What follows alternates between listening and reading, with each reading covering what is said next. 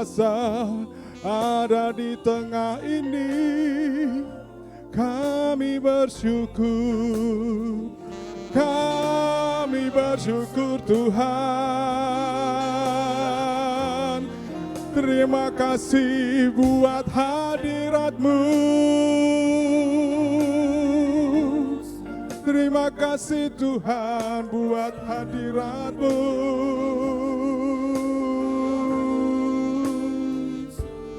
Haleluya.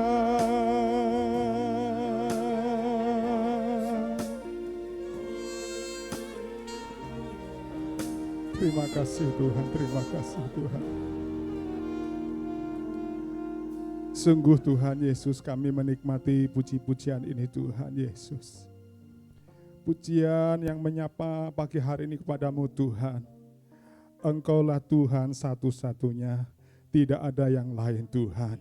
Engkau yang telah mati bagi kami umat-Mu Tuhan.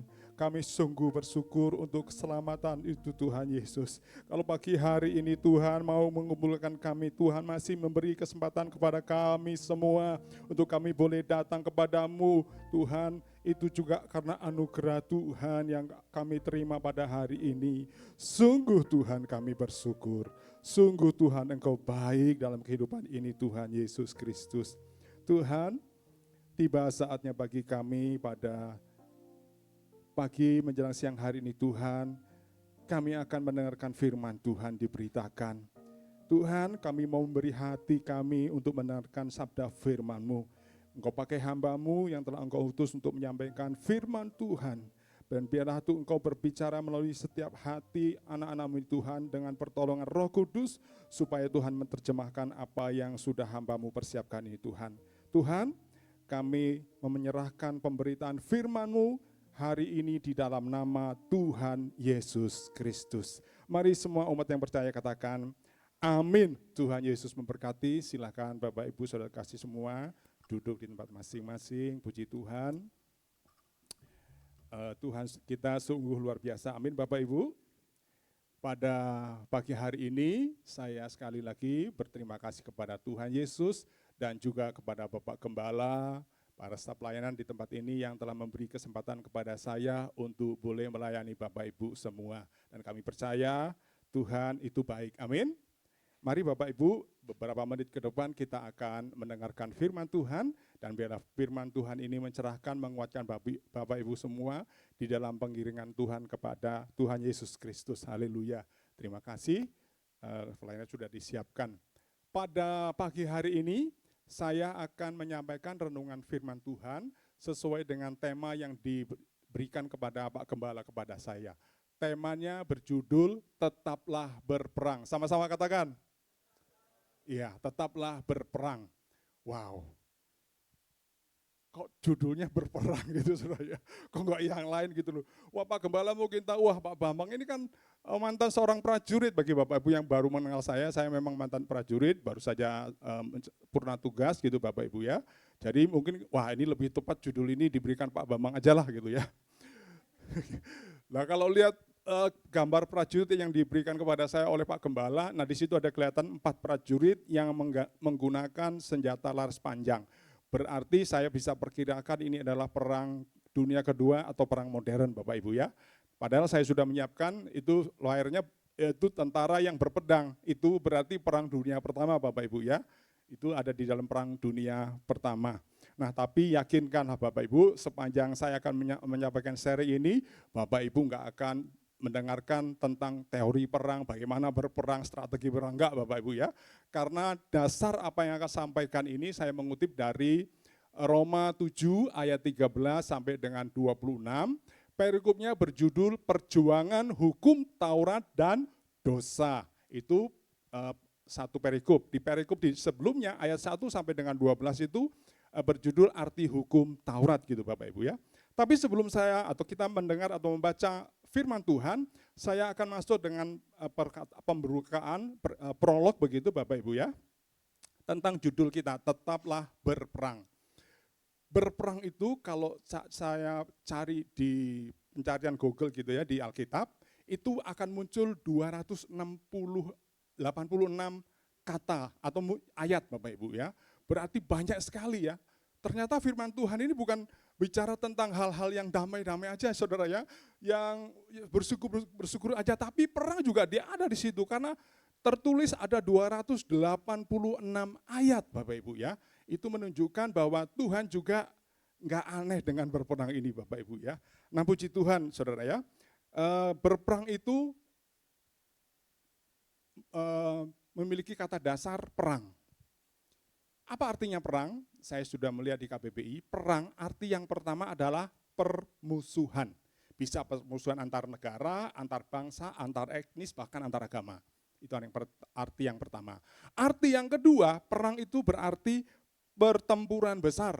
Ya, yang paling bisa dilihat karena hari-hari ini sedang berlangsung adalah perang yang terjadi antara IDF, Tentara Pertahanan Israel, melawan Hizbullah atau Hamas, Bapak Ibu ya, organisasi teroris itu bisa dibilang demikian. Lalu arti yang berikutnya, perang itu perkelahian. Tetapi bukan perkelahian saya dengan Pak Naldo, bukan orang per orang, tetapi melibatkan banyak orang.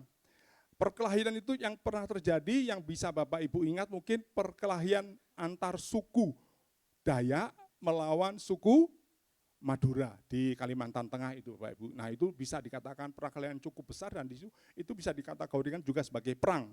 Lalu arti yang terakhir yaitu konflik, artinya pertentangan ya, konflik itu pertentangan. Artinya pertentangan itu bisa dikatakan perang begitu. Jadi berperang itu berarti melakukan perang. Nah kalau melakukan perang, perang itu bisa bermacam-macam Bapak Ibu ya. Tadi saya sudah singgung ada perang dunia pertama, ada perang dunia kedua, ada perang apa lagi Bapak Ibu? Perang kolonial, perang apa lagi? Perang salib, ya kan? Bapak Ibu dengarkan perang salib. Ada juga perang harga, gitu. Perang harga, perang mulut juga bisa saudara ya. Jadi artinya bisa banyak sekali dari kata perang itu Bapak Ibu ya.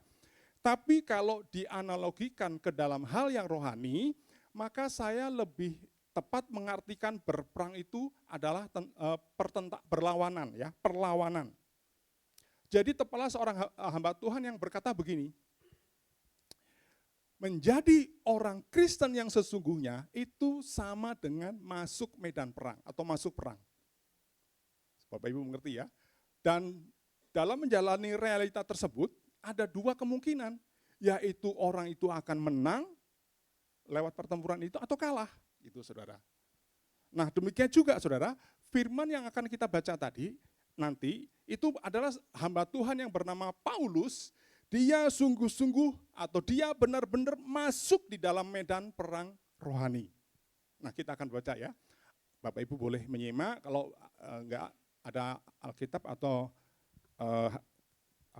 HP saudara, saudara bisa buka di Roma 7 ayat 13 sampai dengan 26. Ayat 13 itu dimulai dengan kata jika demikian. Sebenarnya itu berkaitan dengan ayat sebelumnya, tapi nanti akan saya singgung dalam sharing saya. Kita mulai ya.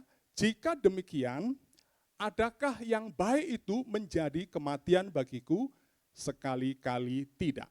Tapi supaya nyata bahwa ia adalah dosa. Maka dosa mempergunakan yang baik untuk mendatangkan kematian bagiku, supaya oleh perintah itu dosa lebih nyata lagi keadaannya sebagai dosa. Sebab kita tahu bahwa hukum Taurat adalah rohani, tetapi aku bersifat daging terjual di bawah kuasa dosa.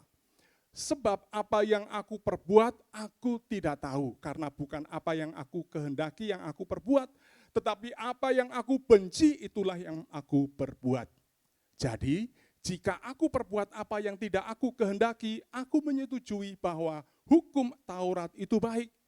Kalau demikian, bukan aku lagi yang memperbuatnya, tetapi dosa yang ada di dalam aku.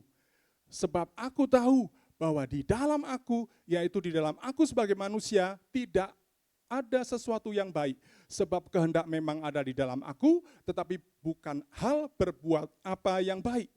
Sebab bukan apa yang aku kehendaki, yaitu yang baik yang aku perbuat, melainkan apa yang tidak aku kehendaki, yaitu yang jahat yang aku perbuat. Jadi, jika aku berbuat apa yang tidak aku kehendaki, maka bukan lagi aku yang memperbuatnya, tetapi dosa yang diam di dalam aku. Diulangi tadi dari ayat 17 saudara ya. Demikianlah aku dapati hukum ini, jika aku menghendaki berbuat apa yang baik, yang jahat itu ada padaku. Sebab di dalam batinku, aku suka akan hukum Allah. Tetapi di dalam anggota-anggota tubuhku, aku melihat hukum lain yang berjuang melawan hukum akal budiku dan membuat aku menjadi tawanan hukum dosa yang ada di dalam anggota-anggota tubuhku. Aku manusia celaka, siapakah yang akan melepaskan aku dari tubuh maut ini? Syukur kepada Allah, oleh Yesus Kristus Tuhan kita. Jadi, dengan akal budiku, aku melayani hukum Allah, tetapi dengan tubuh insaniku, aku melayani hukum dosa. Demikianlah Bapak Ibu, pembacaan firman Tuhan. Yang berbahagia ialah kita semua yang sudah mendengarkan firman Tuhan. Kita akan merenungkan firman Tuhan itu beberapa menit ke depan, lalu kita akan simpan di dalam hati kita, dan kita akan coba praktekkan, lakukan dalam kehidupan kita sehari-hari, supaya firman Tuhan itu berkata, saudara dan saya berbahagia oleh karenanya. Puji Tuhan. Nah Bapak Ibu Saudara kasih dalam Tuhan Yesus Kristus, Jemaat Gereja Rasuli Indonesia Berkat yang berbahagia, dalam suratnya Paulus kepada jemaat Tuhan di kota Roma, dia sedang menggambarkan tentang berperang, tentang pertentangan atau perlawanan seseorang yang bergumul sendiri melawan kuasa dosa. Dan dia menunjukkan bahwa kita tidak mungkin bisa dibenarkan.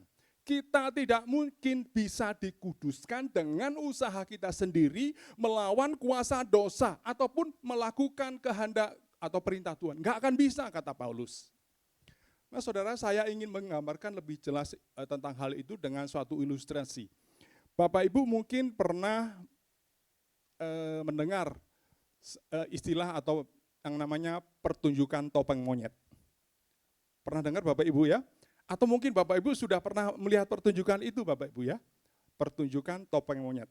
Nah bagi Bapak Ibu ya, yang mungkin belum tahu atau belum mendengar atau belum mengenal pertunjukan topeng monyet itu, pada pertunjukan topeng monyet itu, kita akan disuguhkan atau menyaksikan aksi seekor monyet yang melakukan beberapa hal yang sesuai dilatihkan oleh si tuan dari si monyet itu.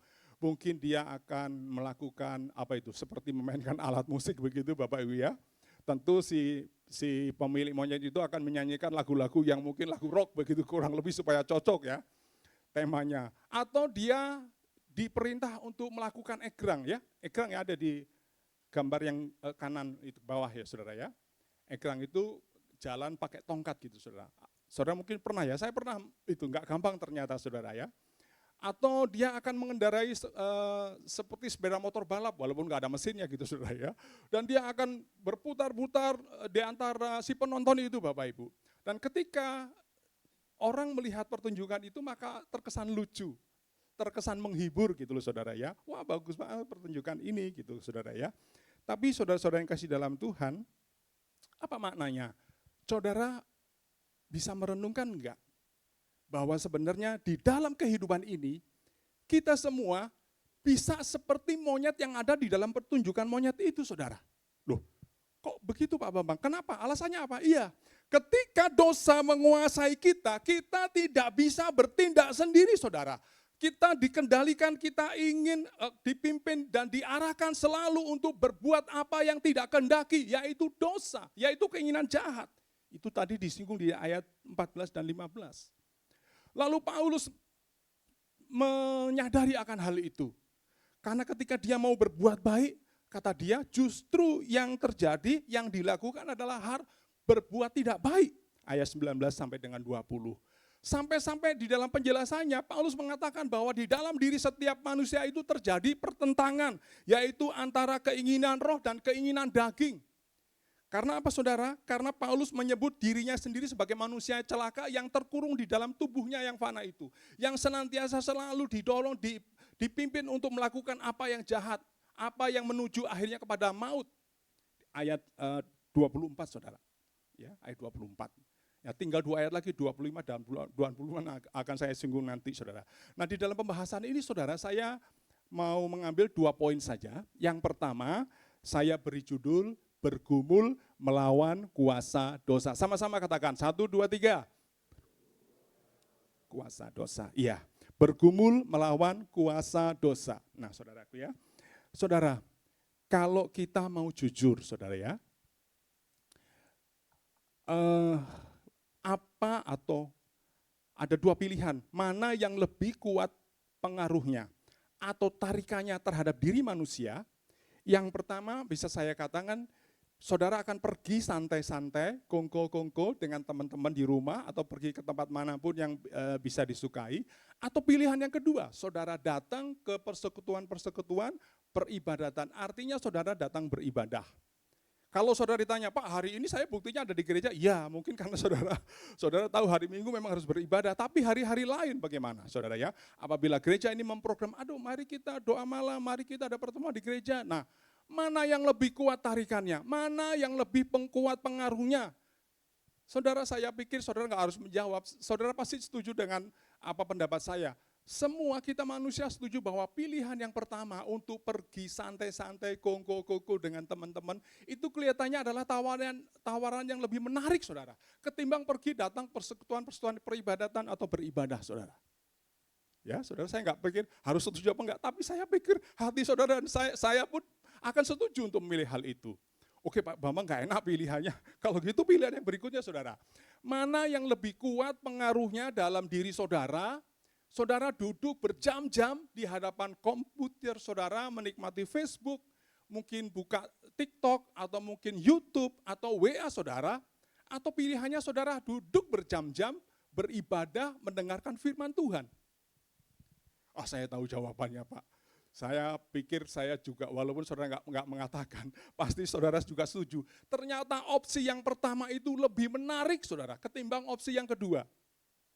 Saya nggak perlu saudara bilang, benar Pak, nggak usah. Tapi saya tahu saudara, karena saya juga manusia seperti saudara gitu loh saudara. Lalu kalau gitu, itu menandakan apa saudara? Itu menandakan bahwa kecenderungan untuk memuaskan keinginan daging itu ternyata lebih dominan, lebih menguasai diri manusia, diri saudara dan saya. Itu faktanya saudaraku ya. Jadi dengan kata lain saudara, kita ini lebih memikirkan kehidupan jasmani kita dengan segala keinginan-keinginannya. Kenapa demikian? Tadi di ayat 17 dan ayat 20 sudah disinggung. Karena dosa itu kelihatannya lebih menguasai manusia, saudara. Ya, sekali lagi karena dosa itu kelihatannya lebih menguasai manusia itu. Tadi di awal saya katakan kan kalau kita mau jujur. Nah di dalam pembacaan firman Tuhan tadi, kita melihat satu fakta bahwa Paulus dalam hari ini dia berkata jujur saudara. Bahwa apa yang terjadi di hidupnya, dia bergumul untuk melakukan yang baik, ternyata yang terjadi dia melakukan apa yang tidak baik. Dan dia sharingkan itu dalam suratnya kepada jemaat Tuhan di kota Roma saudara. Dan pada saat itu, saudaraku sebelum Yesus hadir, hukum yang ada di dunia ini adalah hukum Taurat. Maksudnya begini saudara, saudara tidak tahu bahwa membunuh itu berdosa saudara kalau Taurat tidak memberitahu. Dan ketika Tuhan memberikan hukum Taurat itu, ternyata enggak boleh membunuh. Enggak boleh mengganggu istri orang lain. Itu juga dosa saudara ya. Taurat yang memberitahu itu. Dan ketika ada ratusan poin ya, ada 633 poin tentang hukum Taurat itu sendiri saudara. Itu memberitahukan manusia untuk tidak melakukan hal-hal yang dilarang oleh Tuhan saudara. Dan itu menjadi panduan. Ternyata saudara, Paulus menuliskan, ternyata kalau kita memberlakukan hukum Taurat, mempedomani hukum Taurat itu saudara, gak bisa dilakukan sepenuhnya. Kenapa saudara? Paulus sudah katakan, ketika aku ingin berbuat baik, melakukan sesuatu yang baik, justru yang terjadi kok hal yang tidak baik, hal yang jahat gitu saudara. Itu diungkapkan tadi, saudara dijelaskan tadi, saya mengulanginya di ayat 15, ayat 19, dan ayat 20 gitu saudara. Kalau ditanya, mengapa demikian? Sekali lagi jawabannya, 2 kali tadi Tuhan bicara ayat 17 dan 20, karena dosa yang ada padaku. Jadi kelihatannya dosa itu lebih menguasai diri manusia saudara. Lalu kalau gitu apa yang bisa kita tarik, apa yang bisa kita pelajari dari cerita Paulus ini saudara. Artinya bagaimana dengan saudara? Bagaimana dengan saya? Bagaimana dengan kita semua saudara ya? Kalau Paulus sudah sampai tingkat atau membuat kesimpulan saudara bahwa hukum Taurat itu tidak dapat dilakukan sepenuhnya. Karena kalau melakukan sepenuhnya, ini tidak akan bisa memenuhi hukum atau melakukan perintah-perintah Tuhan berdasarkan hukum Taurat itu enggak akan bisa saudara. Kalau yang ada di dalam pikiran manusia, di dalam pikiran saudara dan pikiran saya itu adalah kita selalu ada kecenderungan dan berpikir untuk kedagingan kita, untuk melakukan dosa. Itu saudara. Loh kalau gitu enggak salah nih Tuhan dengan hukum Taurat. Jadi kan kita balik bertanya, kalau gitu apa hukum Taurat itu tidak baik? Kalau gitu apakah hukum Taurat itu dosa saudara? Nah ini tadi yang saya katakan saudara ya, saya mengambil satu ayat di atasnya yaitu ayat 12 tetap di pasal 7 saudara. Firman Tuhan mengatakan begini, jadi hukum Taurat adalah kudus dan perintah itu juga adalah kudus, benar dan baik. Jadi tidak ada masalah dengan hukum Taurat. Makanya di ayat 13 dimulai dengan jika demikian, nah gitu saudara ya, jadi agak nyambung saudara ketika kita tadi membaca di ayat yang ke-13.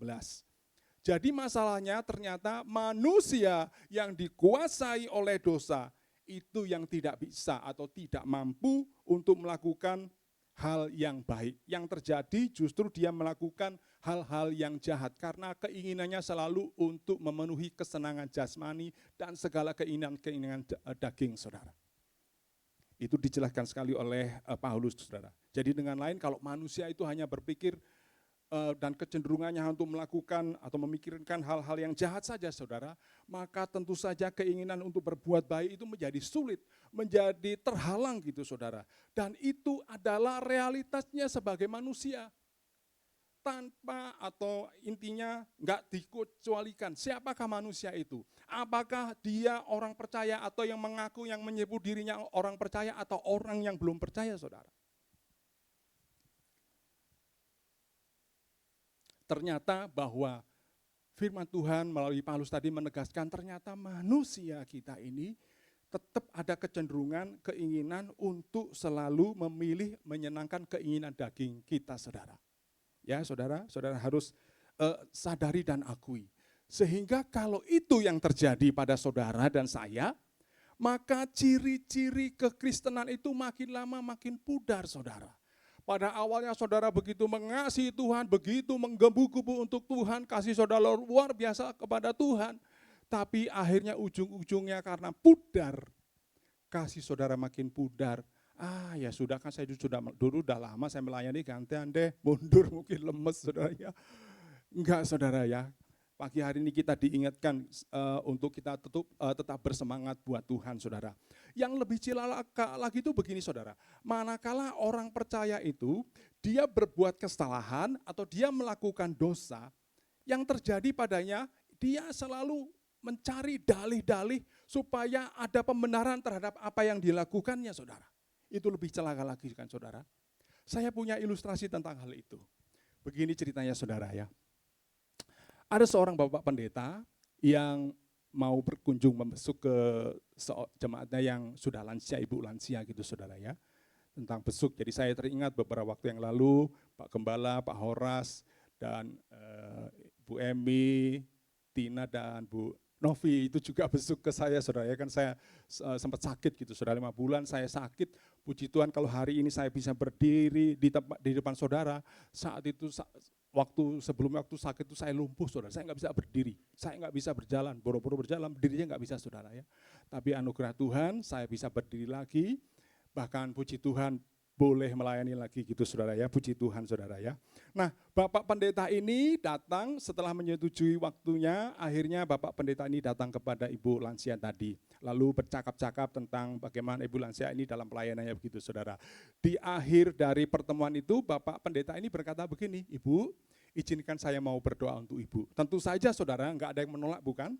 Waktu itu juga saya Pak Bambang, kita akan berdoa untuk Pak Bambang, oke terima kasih, saya didoakan gitu saudara. Lalu setelah panjang berdoa untuk Ibu ini, di akhir doanya Pak Pendeta ini berbicara begini, ya Tuhan ampunilah kami, ampunilah dosa Ibu kekasih ini di dalam nama Tuhan Yesus Kristus, amin.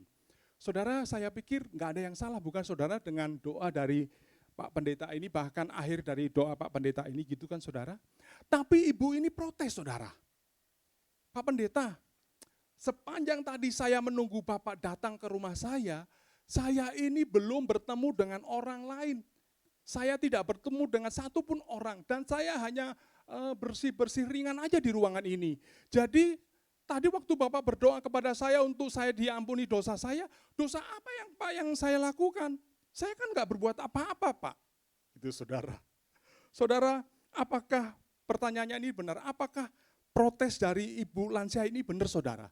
Bahwa kalau kita ini belum bertemu seseorang pun, jadi bisa dikatakan dosa apa yang diperbuat oleh seseorang itu atau ibu lansia ini saudara?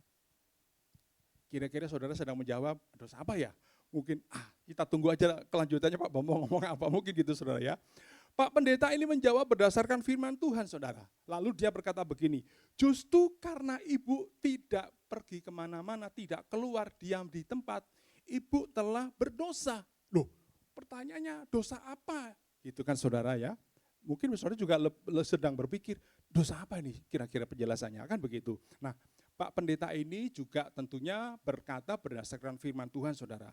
Karena Pak Pendeta ini menjawab begini, Ibu, kalau seandainya ibu keluar dari rumah, ibu akan mungkin bertemu dengan ibu-ibu lain yang sedang bergumul. Ibu bisa mendoakan orang ibu-ibu itu, atau ibu bisa menguatkan mereka. Bahkan ibu bisa berbuat apapun untuk ibu-ibu itu, mungkin menolong dan sebagainya dan sebagainya. Daripada ibu diam di rumah saja. Gitu kata Pak Pendeta. Jadi kalau kita memperbandingkan saudara, sebagai orang percaya pun kita juga mungkin punya nggak seperti itu situasinya, tapi dalam pikiran kita benar juga, saya nggak ketemu orang kok, jadi dosa apa yang saya lakukan gitu loh saudara. Tapi kita lihat firman Tuhan begini saudara di dalam Roma 8 ayat 12. Jadi saudara-saudara, kita adalah orang berhutang, saya tulis warna berbeda ya, warna kuning. Tetapi bukan kepada daging supaya hidup menurut daging. Artinya saudara telah diselamatkan, menerima anugerah keselamatan. Masa saudara itu pakai buat untuk saudara sendiri? Saudara nggak merindu untuk menyampaikannya kepada orang lain. Teman-temanku, saudara, kakak, ibu, ayah, teman-teman dekat. Ada berita yang baik, apa? Ternyata ada jalan keselamatan, ada jalan kelepasan dari dosa melalui Yesus Kristus. Gitulah singkatnya saudara. Mungkin ya penyampaiannya tidak sevulgar itu, mungkin saudara jadi teladan dan sebagainya bisa saudara ya. Nah saudara, Paulus menyebutnya sebagai hutang. Tapi itu kerap kali juga yang terjadi dalam pemikiran kita sebagai jemaat. Mungkin ada pemikiran begini, Pak Pendeta, memang saya tidak rajin beribadah, saya akui Pak Pendeta, di hadapan Pak Pendeta, mungkin gitu saudara ya. Tapi toh saya tidak mencuri Pak. Saya juga tidak menyakiti orang lain Pak. Bahkan saya tidak mendatangkan dosa terhadap orang lain Pak.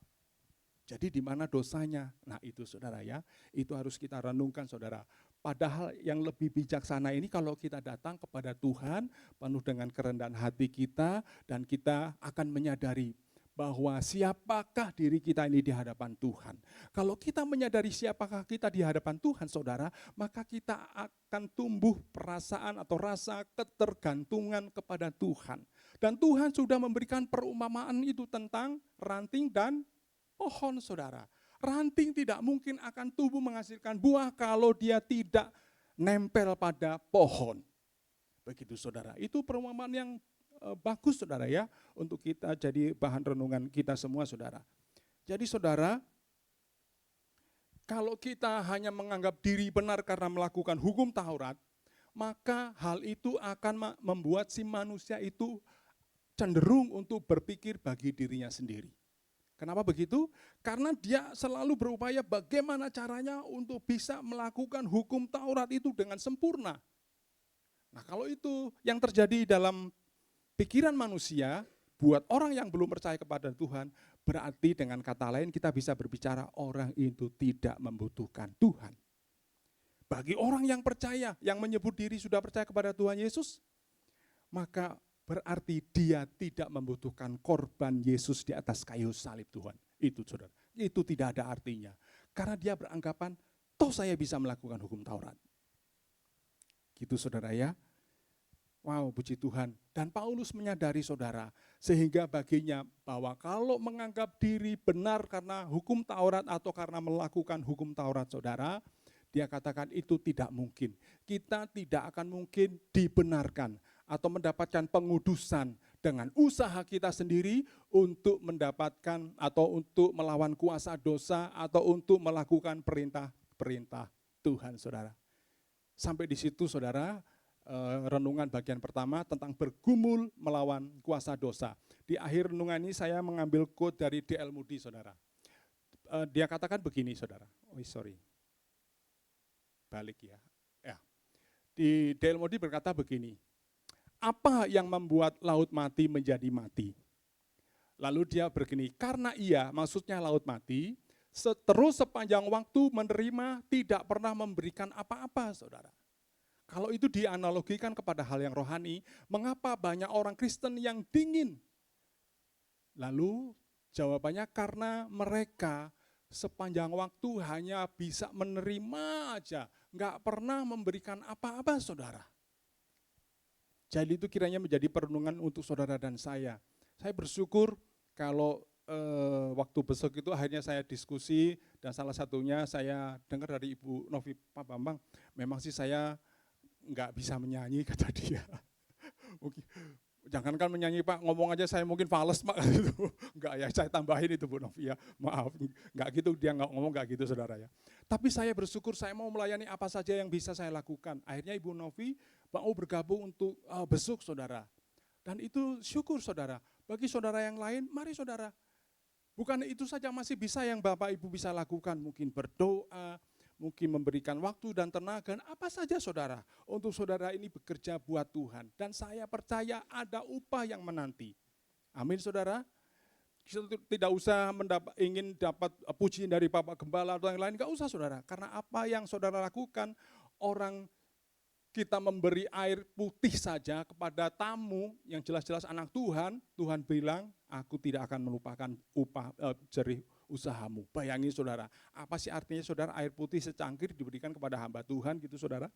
Tapi Tuhan memperhitungkan, artinya kalau pekerjaan itu lebih dari itu saudara-saudara bergiat buat Tuhan, saudara bersungguh-sungguh hati buat Tuhan, Tuhan tidak akan melupakan saudara. Jadi itu salah satu saudara tema gimana saudara bisa bergumul melawan kuasa dosa. Males, aduh ya udah dah saya pokoknya begini, ya udah nerima aja. Akhirnya seperti laut mati saudara ya. Saudara mungkin ada beberapa yang sudah pergi ke atau istilahnya ziarah rohani ya. Saya puji Tuhan, berkat Tuhan, Tuhan diizinkan Tuhan untuk pergi ke sana. Di laut mati itu saudara mau belang, saudara nggak bisa tenggelam saudara. Saudara ngapung terus gitu loh saudara ya. Nggak akan bisa tenggelam saudara. Karena air asinnya itu tinggi banget. Jadi kalau kita ada kulit-kulit yang nggak sehat di tubuh kita itu dia seperti digigit-gigit semut gitu saudara. Nanti lama-lama hilang saudara. Lalu buru-buru di situ ada air jernih untuk bilas saudara ya. Kalau enggak asin itu kalau kena mata, perihnya luar biasa saudara ya. Saya puji Tuhan saya jadi tahu, oh benar. Dan memang laut mati itu ya nggak kemana-mana karena dia tempat terendah di bumi saudara ya. Jadi dia nggak mungkin dialirkan kemana-mana. Jadi kalau saudara dikatakan seperti laut mati berarti saudara punya tempat terendah saudara. Karena saudara nggak mau mengalirkan kemana-mana gitu saudara. Jadi saudara diingatkan mari saudara sementara ada waktu, ada tenaga, ada apa yang saudara miliki beri buat Tuhan. Puji Tuhan. Kita akan masuk bagian yang kedua. Saya memberi judul Tuhan Yesus Kristus yang dapat melepaskan kita dari kuasa dosa. Saudara ya, khususnya ya nggak apa-apa kalau lengkap juga boleh atau keyboard saja boleh ya. Hanya Tuhan Yesus Kristus yang dapat melepaskan kita dari kuasa dosa. Sama-sama katakan, Tuhan Yesus Kristus yang dapat melepaskan kita dari dosa. Puji Tuhan saudara, untuk bisa kita mengingat firman Tuhan atau renungan pada siang hari ini, ada satu lirik lagu yang saya pikir bagus saudara, bahwa hanya Tuhan Yesus, jadi sekali Yesus selamanya Yesus, amin saudara, sekali Yesus selamanya Yesus, amin. Nah, syairnya berkata demikian, bagus sekali saudara ya, Bagi saudara yang sudah tahu lagu ini, mari nyanyi dengan bersuara. Bagi saudara yang nggak tahu, kita bisa belajar lagu ini, saudara. Karena lirik lagu ini sungguh bagus, saudara, untuk kita imani gitu ya. Dalam segala keadaan,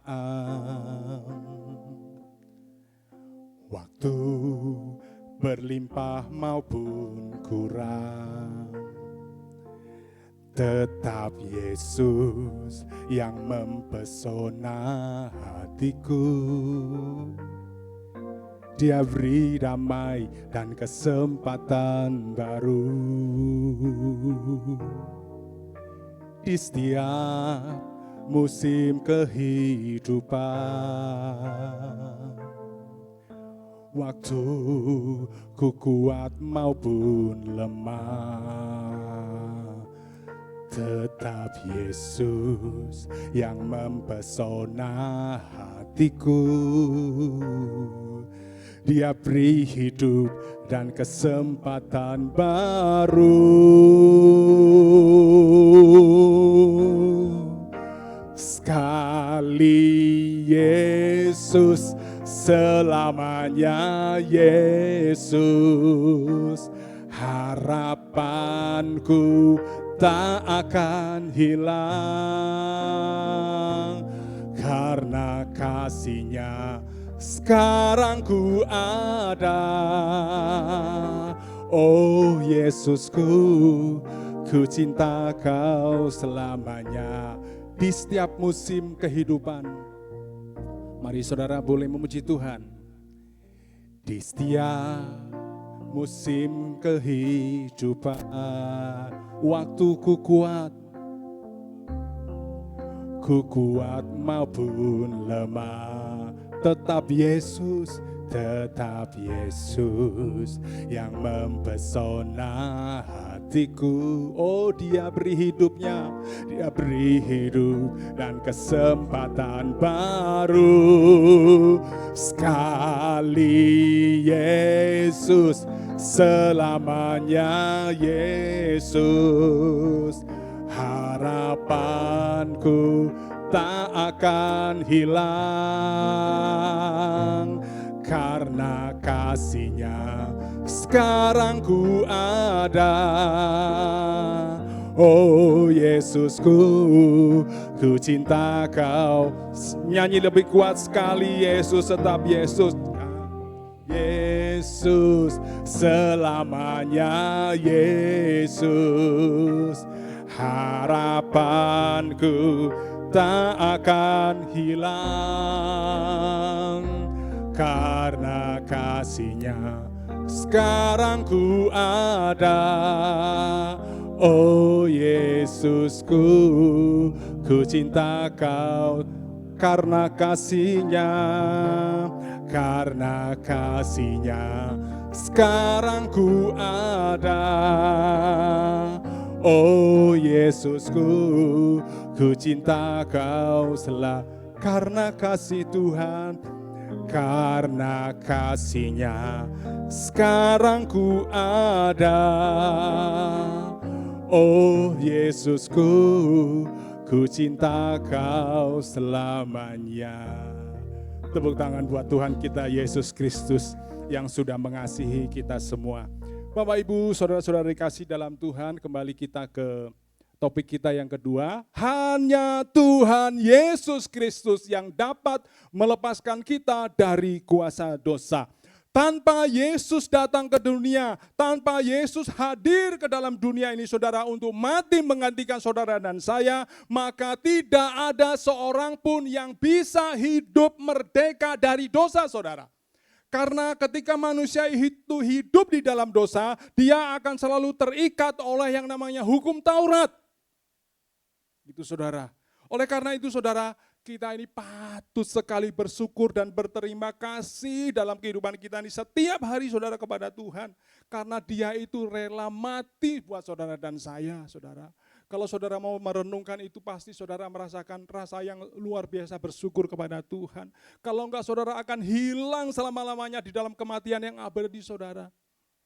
Oleh karena itu saudara, Ketika saya waktu menghadapi kesakitan saya saudara kira-kira 5 bulan yang lalu, sampai saya lumpuh, tubuh saya, berat saya 103 turun jadi 92, dari 92 turun jadi 74 saudara, bahkan terakhir 70 gitu saudara. Sampai akhirnya karena obat antibiotik yang dosisnya tinggi itu saudara, saya nggak bisa makan saudara.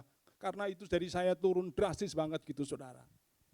Akhirnya saya lumpuh saudara, saya belum menyadari ternyata di balik itu juga ada kuasa dosa yang turut bekerja saudara. Ada dulu mantan anggota saya gitu saudara, ya saya pernah, saya beri dia pinjaman uang gitu saudara ya, rupanya dia nggak mau mengembalikan. Jadi daripada ngembaliin, mendingan dibunuh aja Pak Bambang gitu saudara. Dia pergi ke dukun dan itu yang terjadi saudara. Kaki saya, orang lain aja yang nggak seiman datang kepada saya, dia tahu, jadi saya nggak tahu kalau ini dukun, dia ngomong, Pak yang Bapak diserang itu kaki ya? Iya, loh kok tahu saya? Saya tanya teman saya, iya dia dukun memang Pak Bambang. Oh gitu, dia bukan anak Tuhan, tapi dia bisa tahu. Kaki Bapak diserang Pak, ya itu kalau malam menjelang pagi ya, oh iya benar sekali saudara. Jadi ketika jam 11 saudara mulai tidur, anak-anak saya mulai tidur jaga saya saudara, saya nggak bisa tidur. Panas kaki saya saudara, saya tutup pakai selimut yang cuma tipis saudara, selimut katun itu, kan nggak gitu tebal, bukan selimut yang untuk yang betul-betul menghangatkan, hanya untuk nutup saudara. Itu saya rasa panas sekali. Kalau saya buka saya kedinginan kena AC, jadi saya bingung. Yang paling nyaman itu saya duduk, lalu saya buka selimutnya, nyaman. Tapi kan posisi saya nggak tidur saudara. Dan itu pasti capek saudara, kaki sementara lurus kita duduk berjam-jam gitu saudara. Pinggang rasanya aduh sakit, saya nggak tahu saudara. Ada kuasa jahat yang terlibat. Sampai satu saat akhirnya Tuhan mencelikkan mata saya. Ada kuasa jahat saya, jadi saya berdoa, Tuhan saya mulai berperang. Karena ketika sakit saudara, kita nggak bisa berdoa boro-boro menyembah Tuhan. Kita hanya bilang tolong Tuhan, tolong Tuhan. Nggak ada yang bisa kita lakukan saudara. Boro-boro menyanyi dengan gegap gempitang, sulit saudara. Karena kita sedang menyangkal tubuh kita yang mengalami kesakitan itu saudara. Oh belakangan saya tahu ada kuasa jahat, dan puji Tuhan saudara ya. Waktu hamba Tuhan itu ngomong, Pak Bapak diguna-guna orang, saya sedikit gimana mau percaya, nggak ada faktanya, nggak ada buktinya, tapi nggak percaya kok. Iya, jadi saya agak ragu-ragu, tapi saya bersyukur akhirnya dia ngomong, oke Pak, malam ini saya berdoa buat Bapak supaya Tuhan melepaskan Bapak dari kuasa jahat. Oh, jadi saya kan nggak mungkin nggak berkata terima kasih, oh terima kasih Pak Hendrik gitu. Lalu didoakan, besok pagi itu tiba-tiba tadinya nggak bisa tidur saudara, jam 11 malam sampai jam 9:14 atau 15, 9 seperempat saya tidur pulas banget. Badan saya jadi enteng sekali. Saya jadi kaget, saya juga berpikir apa ini karena Tuhan sudah melepaskan saya dari kuasa jahat ya. Kan saya juga tahu saudara ya. Jadi saya mau tanya si Bapak ini, saya baru berkenalan dengan Bapak ini saudara. Jadi saya mau bertanya, agak kagok juga ya. Saya lalu memulai dengan WA, Pak, saya tinggal di Tanah Kusir, semalam saya sudah WA dengan dia, sedang ngobrol sedikit dengan dia. Saya tinggal di Tanah Kusir, Bapak di mana? Oh saya di Cawang Pak. Oh puji Tuhan Pak. Dia itu jawab WA tapi mungkin gak sabar, akhirnya saya ditelepon. Wah puji Tuhan Pak, tadi saya sudah lihat Bapak sudah bercahaya. Artinya Tuhan Yesus sudah melepaskan Bapak dari kuasa jahat. Oh puji Tuhan, saya bersyukur. Pada saat yang bersamaan tiba-tiba muncul firman, angkatlah tilammu dan berjalanlah. Saudara, saat itu kaki saya gak bisa ditekuk saudara. Sakit sekali di belakang lutut atau dengkul ini saudara, nggak bisa ditekuk saudara. Kalau kita mau duduk di tempat tidur, tentu kan kaki kita turun di lantai kan saudara, dan itu pasti posisi kita kan 90 derajat. Waduh boro-boro saudara ya. Tapi puji Tuhan saudara, saya pelan-pelan gitu saudara, sakit tapi masih bisa tertahan. Bisa duduk saya. Puji Tuhan. Lalu anak saya yang kedua Joshua datang ke kamar, kami ngobrol-ngobrol sebentar gitu. Itu masih terngiang-ngiang, angkatlah tilammu dan berjalanlah. Jadi saya diingatkan, oke, Papa mau ngapain? Papa mau berdiri. Oh buru-buru berdiri saudara, waktu itu gak bisa, lumpuh saudara. Tiba-tiba saya berdiri, puji Tuhan, saya semangat sekali saudara. Jadi di depan saya ada ya apa ya namanya istilahnya, buffet apa namanya, pokoknya almari pendek begitulah saudara ya. Saya pegang begitu, nah begini saudara, terus saya pintu kamar ada di sebelah kanan, jadi saya berusaha ke kanan gitu kan, angkat tilammu dan berjalanlah, kan tinggal berjalan saudara ya. Jadi kita harus praktekkan itu saudara.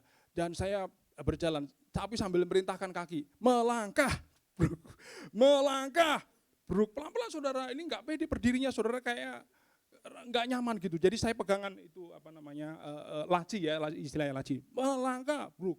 Kira-kira sekitar 3 meteran lah, saya berdiri sampai depan pintu. Anak saya ngomong, "Papa mau kemana?" Juga bingung juga mau kemana ini, saudara. Lalu saya ingat nggak jauh itu ada meja, istilahnya kamar, katakanlah kamar kerja saya lah gitu, saudara. "Papa mau kamar kerja deh, Papa udah lama, berapa bulan, 3 bulan saya di rumah sakit, saudara. Papa udah lama mau itu ke kamar. Nyalain dulu lampunya, Jo." "Iya Pak, iya Pak." Saya jalan terus, bisa puji Tuhan, saudara. Dan sejak dari itu pelan-pelan Tuhan pulihkan. Jadi percaya Tuhan kepada Tuhan Yesus. Tuhan kita luar biasa, saudara. Amin, saudara. Jadi kesempatan yang indah, saudara, selalu diingatkan. Mari buat sesuatu buat Tuhan, karena hanya Tuhan Yesus yang sanggup melepaskan kita dari kuasa dosa. Dan karena hanya Yesus Kristus yang bisa mengalahkan maut dan dosa, sehingga melalui Dia, saudara, maka ada kehidupan baru yang bisa dimiliki oleh orang-orang yang percaya kepada Tuhan, saudara. Itu berarti kita hidup di dalam Roh Kristus, saudara. Maka itu, saudara, kalau kecenderungan kita tadinya selalu ingin berbuat jahat melulu, pikiran kita tidak bisa untuk berbuat baik gitu, saudara. Karena kecenderungan itu selalu didorong oleh roh yang berkuasa, yaitu dosa yang menguasai kita, saudara. Kita bisa hidup mengikuti pertolongan Tuhan, yaitu lewat Roh Kudus, saudara. Hanya itu jalan satu-satunya di dunia ini, saudara. Tidak ada jalan yang lain, saudara bisa mengalahkan kuasa dosa kalau saudara tidak bergantung dan mengandalkan Tuhan. Oleh karena itu, saudara, di tengah ketegangan dan konflik di mana keinginan daging itu kelihatannya lebih kuat menguasai kehidupan saudara, Paulus mengingatkan kepada jemaat Tuhan di kota Roma. Untuk apa, saudara? Untuk hidup di dalam roh, kata Paulus. Itu dijelaskan di pasal 8. Kan saya tidak bicara pasal 8, saudara, ya, karena dibatasi hanya di pasal 7, saudara. Sebab itu, saudara, kita semua diajak untuk hidup di dalam roh, saudara. Ini yang saya maksud di ayat 7 tadi, pasal 7 tadi, ayat 25 dan 26, saudara. Oleh Yesus Kristus.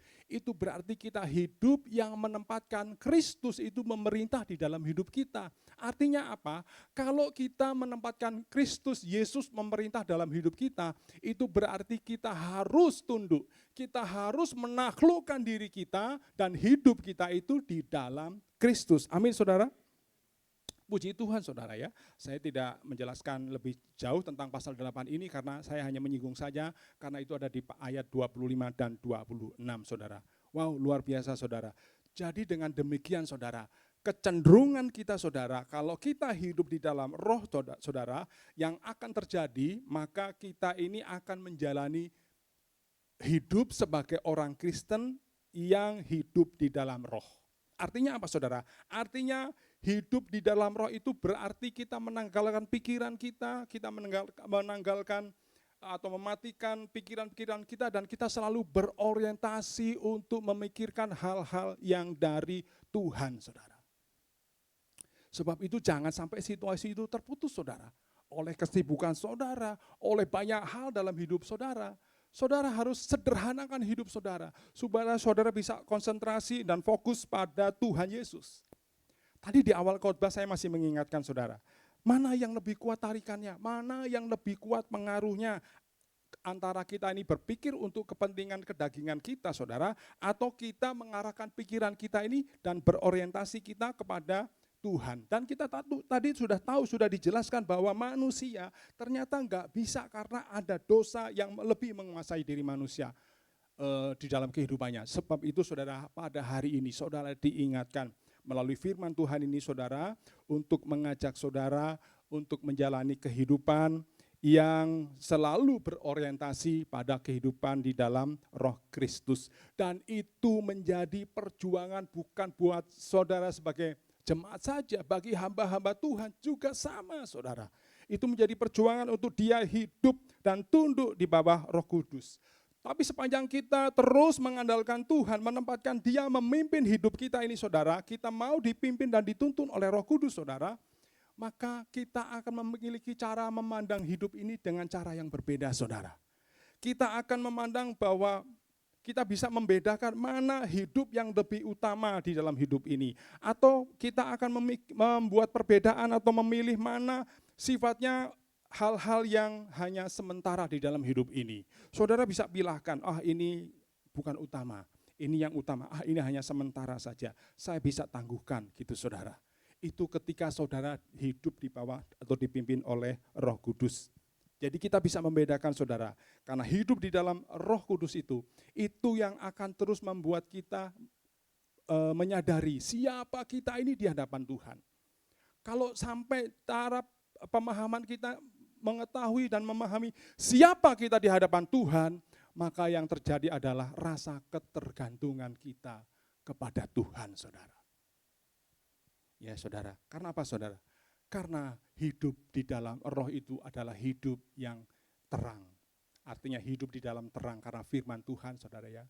Melalui petunjuk-petunjuk firman Tuhan yang selalu Tuhan berikan kepada saudara. Baik secara umum melalui firman Tuhan, atau secara pribadi melalui Roh Kudus yang ada di dalam kehidupan saudara.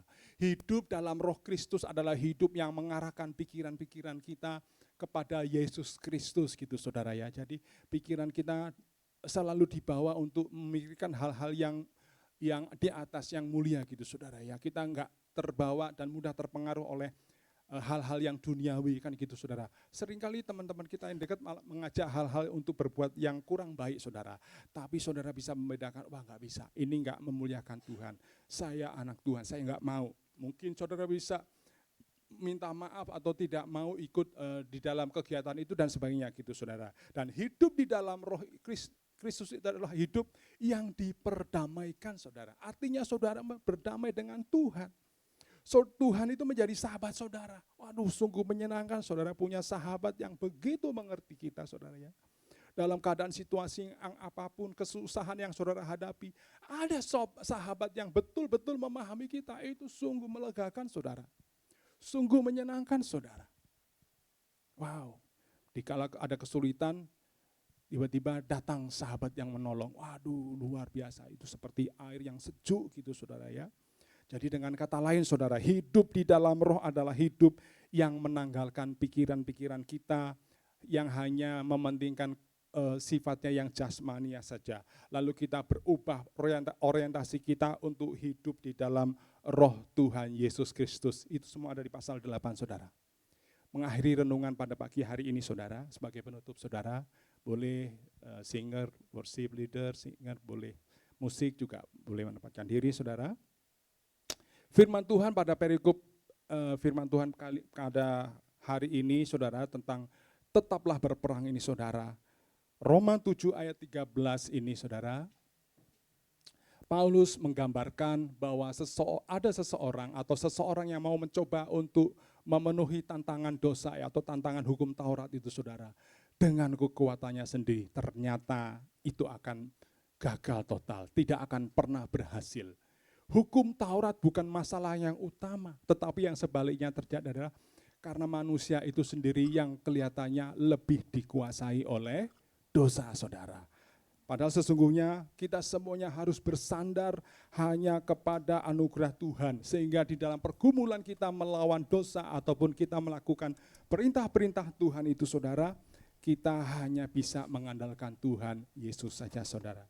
Dan Paulus juga menunjukkan Taurat itu baik, Taurat itu mulia, tetapi tetap aja saudara, Taurat itu tidak bisa menyelamatkan manusia. Karena apa saudara? Karena manusia itu membutuhkan Tuhan Yesus Kristus yang bisa melepaskan diri dari dosa.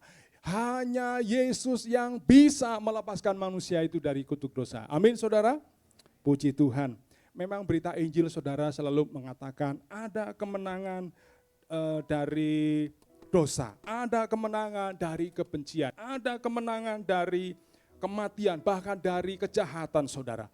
Kalau saudara dan saya, kita menyerahkan hidup ini kepada Tuhan Yesus saudara. Untuk perenungan saudara, bagi Bapak Ibu semua yang dikasih Tuhan, kalau saat ini Bapak Ibu sedang mengalami pergumulan melawan kedagingan Bapak Ibu semua. Bapak Ibu, itu adalah tanda bahwa Bapak Ibu sedang mengalami pertumbuhan rohani yang lebih dewasa lagi Bapak Ibu. Dan melalui surat Paulus kepada jemaat Tuhan di Roma Bapak Ibu, firman Tuhan ini mengajak supaya kita ini mau menyerahkan hati kita. Kita menyerahkan pikiran kita, bahkan juga kehidupan kita ini hanya kepada Allah Bapa di surga, di dalam nama Tuhan Yesus Kristus, saudara. Dia akan menuntun saudara, Dia akan membawa saudara, bahkan akan memberikan penghiburan kepada saudara. Sekali lagi, hanya Yesus Kristus yang bisa menang melawan kuasa dosa, saudara. Sebagai pertanyaan terakhir, saudara, apakah Anda sudah sedang bergumul menghadapi dosa-dosa Anda, Bapak Ibu? Kalau Bapak Ibu sedang bergumul mengalami terhadap dosa-dosa yang ada pada Bapak Ibu semua, saudara, itu juga membuktikan bahwa Anda ini sedang dikuduskan. Anda gelisah, aduh saya enggak mau berbuat seperti itu, saya mau yang baik, yang benar sesuai dengan firman Tuhan. Sebab itu saudara, tetaplah saudara, jangan pernah menyerah. Jangan saudara putus asa. Sebab apa? Sebab Kristus ada di pihak saudara. Tuhan Yesus memberkati. Mari saudara, kita akan merespon firman Tuhan pada pagi hari ini saudara, dengan menyanyikan pujian bagi Tuhan.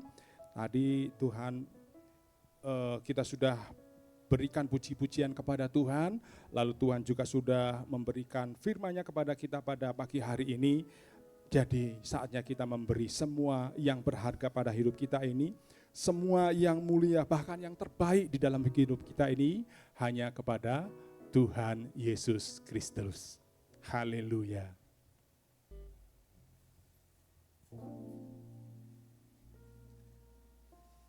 Telah ku dapati, belum tahu ya?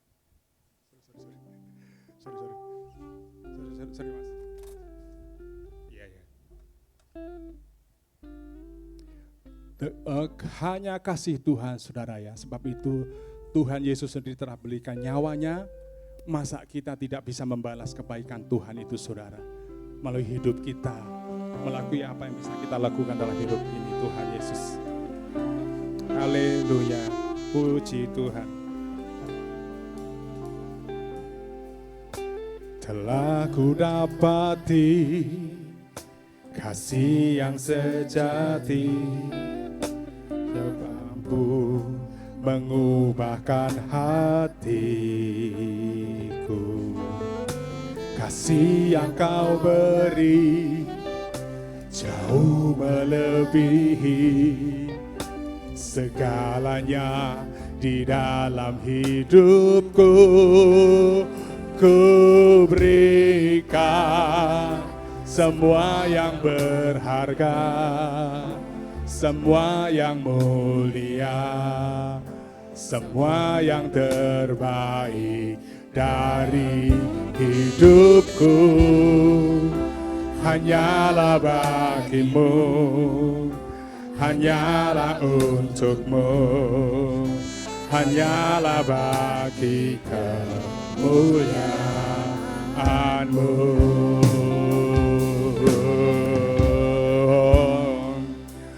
Ku berikan semua yang berharga, semua yang mulia, semua yang berbaik dari hidupku.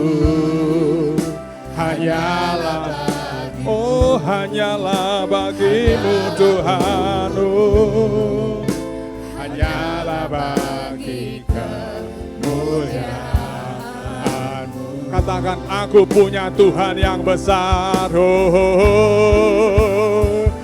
Aku punya Tuhan yang besar, yang telah berjanji dan sanggup menggenapi imanku. Bersepakat percaya kuasa-Nya, ku terima sekarang kemenangan dari. Mari saudara, kita bangkit berdiri, katakan, aku punya Tuhan yang besar.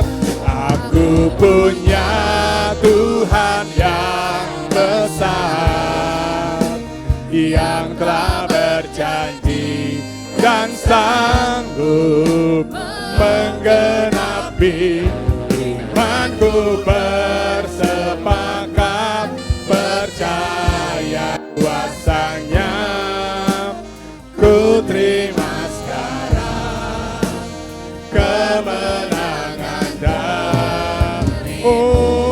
Ku punya Tuhan, ku punya Tuhan yang besar, yang telah berjanji dan sanggup menggenapi. Imanku bersepakat percaya kuasanya. Ku terima sekarang kemenangan darimu. Ku terima sekarang, ku terima sekarang kemenangan darimu. Ku terima sekarang kemenangan darimu. Haleluya. Sama-sama katakan, Engkaulah Tuhan, Engkaulah Raja, Engkau berdaulat Tuhan atas hidup ini. Kau berdaulat atas hidupku. Ku berserah penuh.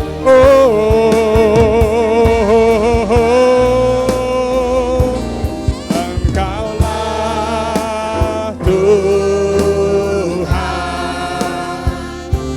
Engkaulah Raja, berdaulat atas hidupku.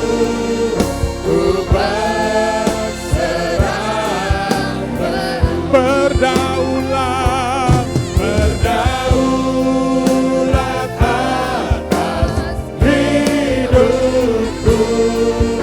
Ku berserah penuh. Berdaulat, berdaulat atas hidupku. Ku berserah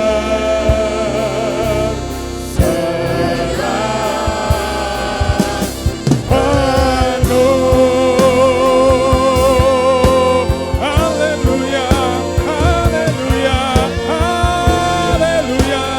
Engkau yang berdaulat atas hidup kami.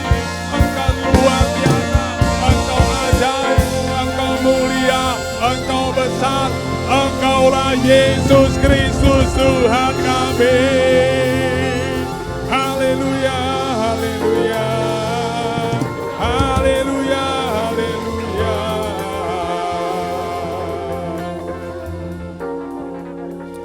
Haleluya. Saudara tetap berdiri, kita akan masuk doa syafaat saudara ya. Bapa di surga, kami bersyukur dan berterima kasih Tuhan. Engkau begitu baik dalam kehidupan kami. Kami sudah mendengarkan firman Tuhan diberitakan siang hari ini, yang mengambil tema tetaplah berperang. Kami tahu Tuhan, kami sedang bergumul melawan dosa-dosa yang masih ada dalam kehidupan kami. Kami bergumul melawan kebiasaan-kebiasaan yang tidak baik Tuhan. Atau mungkin kami kurang bersemangat Tuhan, kurang merespon apa yang gereja ini tawarkan melalui programnya, mungkin doa malam dan banyak lagi Tuhan. Tuhan tolong kami semua supaya kami memiliki semangat itu Tuhan Yesus. Kami malu Tuhan, kalau kami berdiam, kami tidak merespon, kami nanti dikatakan seperti air laut mati itu Tuhan, tidak memberikan apa-apa. Kami mau belajar memberi Tuhan Yesus lewat gereja ini Tuhan. Apa yang ada pada kami mau berikan segalanya yang terbaik kepadamu Tuhan Yesus Kristus. Oh Tuhan, hari ini, saat ini kami mau berdoa Tuhan, bersama-sama bersatu hati Tuhan untuk negara Republik Indonesia Tuhan, bagi Bapak Presiden dan Wakil Bapak Presiden beserta semua jajaran kabinet Merah Putih Tuhan. Oh Tuhan Yesus, organisasi ini baru dibentuk Tuhan Yesus Kristus untuk tahun yang ke-8 pemilihan presiden ini Tuhan. Mari Engkau beracara Tuhan, memulai program mereka Tuhan dari awal bahkan sampai pertengahan dan akhirnya, biarlah tetap nama Tuhan yang sungguh-sungguh diandalkan, sehingga negara kami ini Tuhan dapat berjalan menikmati berkat anugerah Tuhan, karena banyak juga umat Tuhan yang berdoa kepada bangsa dan negara ini Tuhan. Kami memberkati Tuhan negara kami Republik Indonesia ini di dalam nama Tuhan Yesus Kristus. Tuhan, kami juga mau tetap berdoa untuk keadaan stabilitas politik dan keamanan di negara kami yang kami cintai ini Tuhan Yesus. Oh Tuhan, kami tahu ada banyak persoalan-persoalan dan masalah Tuhan, tapi kami percaya Tuhan turut campur di dalamnya sehingga mendatangkan kebaikan bagi setiap negeri, setiap daerah yang ada di negeri Indonesia ini Tuhan. Dan kami sungguh-sungguh mengandalkan Tuhan untuk stabilitas politik juga keamanan Tuhan, khususnya kami yang berdiam di kota Jakarta ini Tuhan. Kami berdoa buat kota kami Jakarta, Tuhan berikan hikmat kebijaksanaan para pemimpin kami Tuhan, supaya dapat mengelola Jakarta ini dengan baik, memberkati semua penduduknya Tuhan. Dan kami umat percaya, kami berdoa dan memberkati kota Jakarta ini di dalam nama Tuhan Yesus Kristus. Demikian juga rencana pilkada yang sedang berjalan Tuhan. Nanti pada November kiranya Tuhan memberkati pilkada ini Tuhan dalam keadaan aman dan berjalan dengan baik. Khususnya juga kami mau berdoa untuk gerejamu di tempat ini, Gereja Rasuli Indonesia Berkat. Khususnya kami berdoa untuk Bapak Gembala kami, Bapak Renaldo Tuhan. Terima kasih Engkau telah memberikan kemudahan dan Engkau telah memberkati dia Tuhan dengan strata pendidikan yang lebih tinggi Tuhan. Kami percaya ada rencana yang baik yang Tuhan berikan kepada hamba-Mu ini Tuhan. Ada beban bagi hamba-Mu ini Tuhan untuk menggembalakan jemaat-Mu di tempat ini Tuhan. Kami juga berdoa buat wakil gembala Bapak Yap Tuhan. Tuhan juga memberkati kehidupan Bapak Yap dan keluarga Tuhan. Tuhan Yesus, juga kami berdoa bagi Bapak Majelis, Bapak Horasiahaan Tuhan, juga para pengurus Tuhan. Kami percaya kiranya pengurus-pengurus yang sudah bersedia melayani Tuhan di tempat ini, Tuhan memberkati mereka semua. Dan kami percaya tangan Tuhan tidak kurang panjang untuk menolong apapun program-program yang sedang dicanakan di gereja ini Tuhan. Tuhan, kami khususnya rindu Tuhan untuk pertumbuhan jemaat gereja Rasuli Indonesia Berkat ini Tuhan. Baik secara kualitas Tuhan, mereka mengerti akan firman Tuhan, juga secara kuantitas kami ingin supaya Tuhan menambahkan jiwa baru. Tuhan kirim dari utara, selatan, barat, timur Tuhan untuk datang bersama-sama bersekutu beribadah menjadi jemaat di tempat ini Tuhan. Khususnya juga kami berdoa untuk kebutuhan-kebutuhan dana dan operasional gereja Tuhan. Kami tahu Tuhan yang mendirikan, Tuhan yang memulai gereja ini, Tuhan akan memenuhi segalanya. Dan lewat tangan-tangan Tuhan, Tuhan akan menggerakkan orang-orang untuk dapat memenuhi kebutuhan dana dan operasional gereja Tuhan. Bersyukur untuk kebutuhan lift gereja yang sudah Tuhan jawab. Kami berdoa kiranya itu pembangunan pemasangan lift ini Tuhan supaya bisa berjalan dengan lancar dan bisa terpasang sehingga dapat dimanfaatkan oleh jemaat-Mu Tuhan. Mungkin mereka yang usia lebih tua sehingga mereka tidak kesulitan untuk bergabung bersama-sama di tempat ini. Dan kami bersyukur Tuhan Yesus, kami memberkati Tuhan semua yang sudah lakukan ini Tuhan di dalam nama Tuhan Yesus Kristus. Khususnya kami juga mau berdoa bagi petugas penontonnya yang melayani hari ini Tuhan, juga jemaat-jemaat yang sudah setia hadir Tuhan. Kami percaya kehadiran kami di tempat ini Tuhan karena Tuhan. Dan kami tahu Tuhan, biarlah Tuhan memberkati kehidupan kami. Tuhan memberkati apa yang sedang terjadi dalam kehidupan masing-masing jemaat-Mu Tuhan, yang kondisinya apapun juga Tuhan yang memahami dan Tuhan yang dapat menjawab segala permohonan dan doa-doa mereka Tuhan. Oh terima kasih Tuhan. Khususnya kami juga mau berdoa dan mendukung untuk pergumulan jemaat yang mungkin sedang mencari pekerjaan, pekerjaan saudari Ayes. Tuhan berkati Tuhan, apapun yang ada padanya, Tuhan yang sanggup memberkati kehidupannya dan menyediakan pekerjaan yang sesuai dengan yang dia bisa kerjakan Tuhan. Dan kami percaya Tuhan, tidak kurang tempat bagi hamba-Mu ini Tuhan untuk Engkau tempatkan di tempat yang terbaik yang Tuhan akan pilih. Kami berdoa juga bagi Bapak Lito SPD itu Tuhan, yang sudah menyelesaikan pekerjaannya dan sedang bergumul untuk mendapatkan pekerjaan yang baru. Kami percaya Tuhan tidak kurang panjang telinga-Mu untuk mendengarkan permohonan jemaat-Mu. Dan doa yang kami ini sampaikan kepadamu Tuhan, Tuhan akan menjawabnya dari tempat yang maha tinggi dalam nama Tuhan Yesus Kristus. Kami juga mau berdoa bagi saudara kami Andrew Panggabean Tuhan, dan saudara Yohanes, juga jemaat-jemaat lain yang sedang membutuhkan pekerjaan. Kami percaya Tuhan, Engkau baik, Engkau Allah yang luar biasa. Engkau saja mau dan rela mati buat kami Tuhan. Dan kami percaya Tuhan, Engkau pasti sanggup memberkati umat-Mu di tempat ini dengan berkecukupan Tuhan Yesus Kristus. Terima kasih Tuhan. Kami tidak melupakan juga Tuhan jemaat-jemaat-Mu yang mungkin sedang sakit dan sedang memohon pemulihan Tuhan. Kami berdoa buat Ibu Sandy Luntungan Tuhan, untuk pemulihan mata, kiranya Tuhan memberkati hamba-Mu ini, juga anak Hazel Tuhan yang juga sedang mengalami pemulihan, Tuhan pulihkanlah dalam nama Tuhan Yesus Kristus. Kami berdoa buat Ibu Barbara Simpson Tuhan, Tuhan memberkati dalam pemulihannya. Juga kami berdoa bagi Bapak Iwan Hasan Tuhan, Tuhan juga pulihkan menjadi keadaan tubuhnya. Kami percaya Engkaulah Tuhan yang baik, yang sanggup melakukan hal-hal yang mustahil dilakukan bagi manusia maupun dokter Tuhan. Kami juga tidak lupa untuk berdoa bagi Bapak Deden Manurung Tuhan Yesus, Tuhan juga memulihkan kondisi keadaan dari Bapak Deden Manurung Tuhan. Tuhan mengakhiri doa syafaat ini, kami teringat akan umat-Mu Tuhan Yesus Kristus, yaitu umat pilihan-Mu yang memiliki nama Israel Tuhan. Kami percaya firman-Mu tetap digenapi Tuhan sampai hari ini. Kami berdoa mereka sedang mengalami pergumulan untuk menyelesaikan Tuhan teroris-teroris itu Tuhan, sekalipun banyak tantangan Tuhan. Tuhan yang memberkati Israel Tuhan Yesus Kristus. Tuhan yang memberkati Yerusalem Tuhan Yesus Kristus. Inilah doa Tuhan kami Tuhan yang kami panjatkan kepadamu. Yang terjadi bukan kehendak kami, tapi terjadilah kehendak-Mu atas kami Tuhan. Demikianlah doa ini kami panjatkan seperti Engkau telah mengajar doa kepada kami. Bapa kami yang di surga, dikuduskanlah nama-Mu, datanglah kerajaan-Mu, jadilah kehendak-Mu di bumi seperti di surga. Berikanlah kami pada hari ini makanan kami yang secukupnya, dan ampunilah kami akan kesalahan kami, seperti kami juga mengampuni orang yang bersalah kepada kami.